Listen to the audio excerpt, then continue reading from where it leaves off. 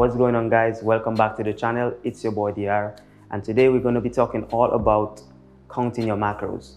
Out of all the questions I get asked, I think that this is one of the most common questions that people ask me, because I always talk about macros, counting macros and stuff like that, and people always hit me up because they don't understand what I'm talking about really, but they want to learn. So I figured, let me make a video so that everybody can kind of find it and look at it and kind of see my perspective. So everybody has little different tweaks that they do with their macros, but there are foundational rules that we all follow, no matter what modifications you make to your method. And so I'm going to show you mine. The point of this video today, I want to really keep it short and to the point. Try not to use too many scientific terms that you don't understand or that you don't really care about. I really don't want to bore you to death, but I'll try to keep it at ground level and explain it in a way that, the casual person can understand. All right, so let's do it. So macronutrients are three of the major nutrients that the body needs: carbohydrates, fats, and protein. And these nutrients are used in the largest amounts in your body. And macronutrients are very crucial for the functioning of your body and also the physical makeup of your body. So if you want to manipulate how you look, it's all going to be right there with the macros. There are micronutrients which we're not going to touch on today. We're just going to touch on calculating your macronutrients. All right. So all the nutrients are made up of calories, basically. So what is a calorie? A calorie is a unit of energy, right? And we all need energy to survive. So we all need calories to survive. Make sense? Okay, so this will all make sense in a little bit, right? So the first method I'm going to show you guys, I'm going to show you guys two methods of calculating your macros today. The first method I'm going to show you guys, we're going to need to know our basal metabolic rate and our total daily energy expenditure. All right, so your basal metabolic rate is the amount of calories that you require to keep your body functioning at rest. So let's say you woke up today, you slept all day, you didn't lift a finger, you didn't do anything today, right? Your body needs a certain amount of calories just for you to survive, to keep your organs working, to keep your heart beating, to keep your eyes blinking, opening and closing, to keep your mouth moving. You feel me? You follow me? So yeah, this is your basal metabolic rate. Then you have your total daily energy expenditure. Shortened form is TDEE. All right. So that's a calculation or an estimate of the total amount of energy that you use per day. So on top of your resting calories, just for your body to survive, you do other things. You go to work, you walk, you work out, you do work around the house, you exercise, stuff like that. That makes up your TDEE. Now that's an estimation. I must say everything we're going to do today is an estimation. It's not set in stone. It's not 100% accurate at all, no matter what form of coming up with your calories and your macros you use. But what's good is it's a starting point that you can manipulate up or down depending on your needs and depending on how your body reacts, right? So we have these terms out of the way, right? So the first method of calculating your macros. So I'm going to be using a subject today. That subject is going to be 200 pounds and they're trying to lose body fat. Okay?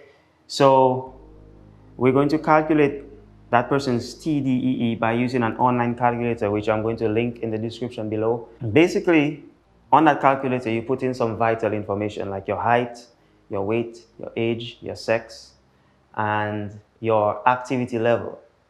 And usually with my clients, this is the first step in getting their numbers for their meal plans. I always tell them to put their honest activity level. So if you think that you're very active, let's go with active. If you think that you're active, let's go with moderately active. So we're always underestimating instead of overestimating, because that way, when we underestimate, we kind of in a safe zone, as opposed to saying, oh, I'm very active, when in truth and in fact, you're really just active, and then you're eating extra calories, because the more active you are, the more calories that you're gonna be projected to need in order to function, right? So we want to be safe. All right, so 200-pound person trying to lose body fat. That person told me that they're very active. I was like, nah, you kind of moderately active. So I put them down a bit, right? So what the TDEE calculator came up with was 3,027 calories, right? So what I did was I subtracted 400 calories from that. Because to lose body fat, you need to be in a deficit, and to put on weight, you need to be in a surplus. So we are going to be using the deficit example in this equation just because most people are trying to lose weight, all right? But if somebody wanted to bulk, they wanted to put on some weight, get some mass on the frame, then we do surplus, which is we'd add 400 calories to the TDEE. All right, cool. So 400 calories deficit is pretty much a moderate approach.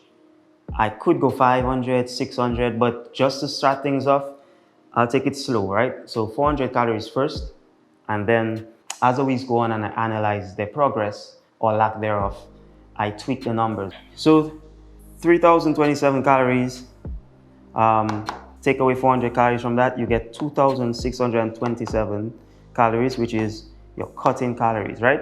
Now, we're gonna have to come up with protein, fats, and carbs, which are your macronutrients. So with protein, there are 4 calories per gram of protein. There are 9 calories per gram of fat, and there are 4 calories per gram of carbs. Okay, so just keep that in mind. All right, so for protein, for our subject, we're going to go at 240 grams of protein. And how did I come up with that?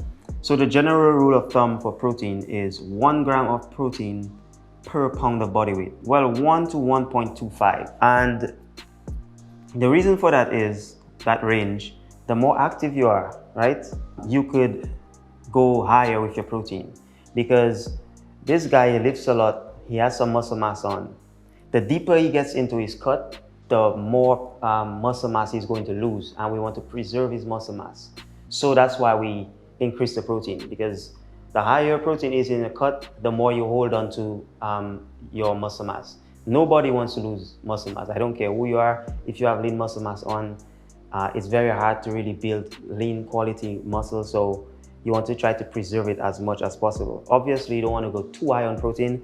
Hence the reason for this range, 1 gram to 1.25 grams per pound of body weight. So for him, I went at 1.2 grams, not 1.25, right? 1.2 grams per pound of body weight. That left us with 240 grams of protein, all right? So that equals to 960 calories, right? So remember, it's 4 calories per gram. 240 times 4 would be 960 calories. After protein, we're going to calculate our fats. Fats are more than double the calories of carbs and protein per gram. So for fats, there are 9 calories per gram, okay? So the rule of thumb for calculating fats would be 0.4 grams per pound of body weight. So he's 200 pounds, 200 times 0.4 or 0.4 would give you 80 grams, okay? Now, 80 times 9, because it's 9 calories per gram, so 80 grams times 9 calories will give you 720 calories. Now, the only thing left to calculate would be the carbohydrates. And the only way you can do that is you're going to add the 960 grams of calories from protein to the 720 calories from fats, right? You're going to come up with 1,680 calories, okay? Now what you're going to do is, remember we have this number right here. This is our cut-in calories. What you're going to do is subtract 1,680 from 2,627. Yeah, so 2,627 minus 1,680 gives us 947 calories, right? Cool. So what do we do with that right now? So what we're going to do, we're going to divide 947 by 4 because it's 4 calories per gram of carbs, okay?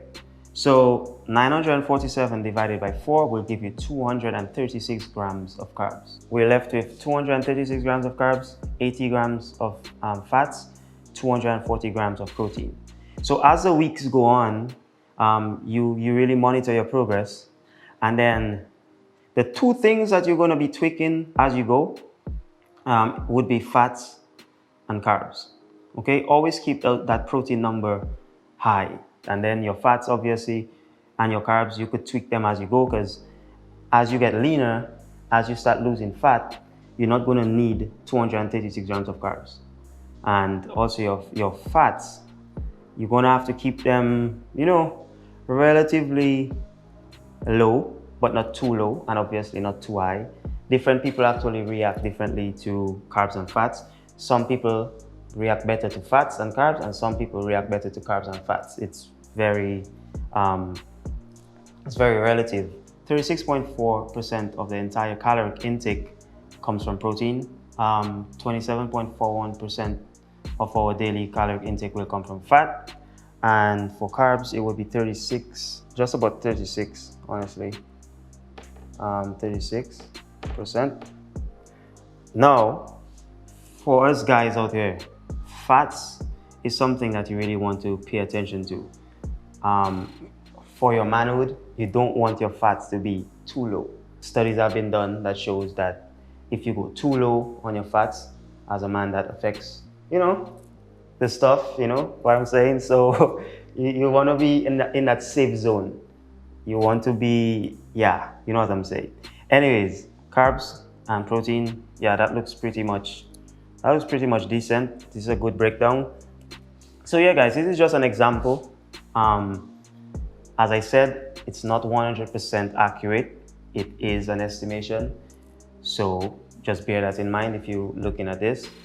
And then when you calculate your own macros, as I said, you can play around with it and adjust as needed. So there's another method to do this real quick, right? So method 2. So 200-pound person trying to lose body fat. Again, we're not going to do the whole TDEE thing. We're going to do another method, which is actually quicker. I am going to leave this figure right here, just because you're going to see the comparison. So we're going to have a scale.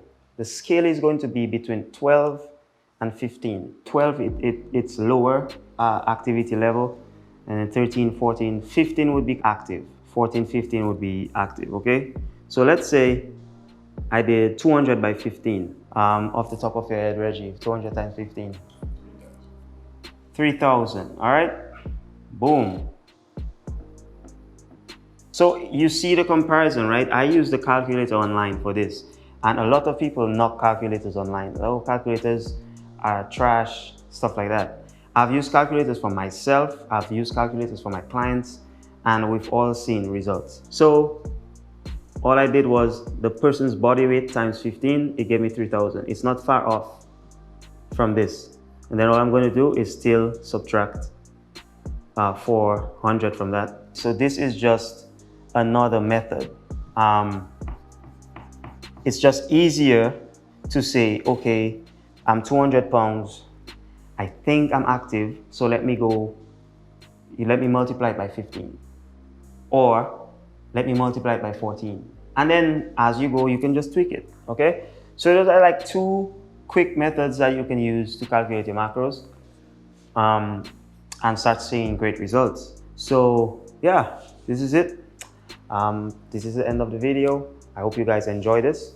A few of you guys have been asking me for advice on counting calories and macros and stuff like that. Hopefully you guys find this video helpful.